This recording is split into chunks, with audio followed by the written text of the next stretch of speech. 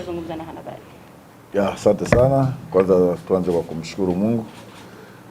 Kiukweli maandalizi yanaendelea vizuri. Baada ya kumaliza mechi yetu ya juzi na JKT, tulirudi katika uwanja wa mazoezi kwa ajili ya maandalizi na dhidi ya Prison. Haiwezi kuwa mechi rahisi siku zote. Simba na Prison, usiangalie Prison wako katika nafasi gani, wana matokeo gani. Wana timu nzuri, wana mwalimu mzuri, na siku zote Simba na Prison waga ni mechi ya upinzani. Hatunaga mechi rahisi Simba tukikutana na Prison. Kwa hiyo ni mechi ambayo tunaheshimu sana kesho Prison, na tutahakikisha tunafanya vizuri katika mchezo wa kesho. Shukrani sana kocha. Kama nilivyosema, mbali na kuangalia matokeo ya Prison wako katika nafasi gani na wako vipi, siku zote Simba tunapokutana na Prison waga ni mechi ya upinzani mkubwa sana.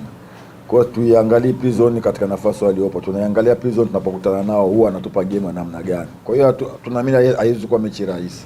Lakini pamoja na ubora wao, pamoja na ugumu wao, tumejipanga kuhakikisha tunapata alama tatu zote katika mchezo wa kesho.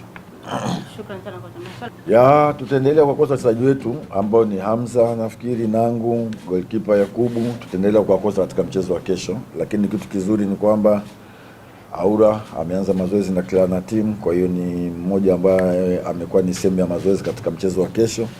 Lakini nafikiri tutaendelea tutamkosa captain ambaye aliumia katika mchezo uliopita. Waliosalia wote wako vizuri, wako kambini na wako katika maandalizi kwa ajili ya mchezo wa kesho. Swali lingine kwa kocha? Nafikiri tumeama uwanja, na tumeama ni sisi, sio kwamba tumehamishwa. Tumeama ni sisi, ni baada ya nafikiri mtu yote anaelewa hali ya hewa iliyokuwa Dar es Salaam. Mvua za mara kwa mara zimeweza kidogo kuharibu picha ya JKT, imekuwa sio nzuri. Kwa hiyo sisi tumefanya maamuzi ya kuhamia KMC ili iwe ni rahisi sisi kwetu kiuchezaji wetu, kimbinu, kwa kutokana na ubora na uzuri wa uwanja KMC kwetu sisi itakuwa ni rahisi zaidi.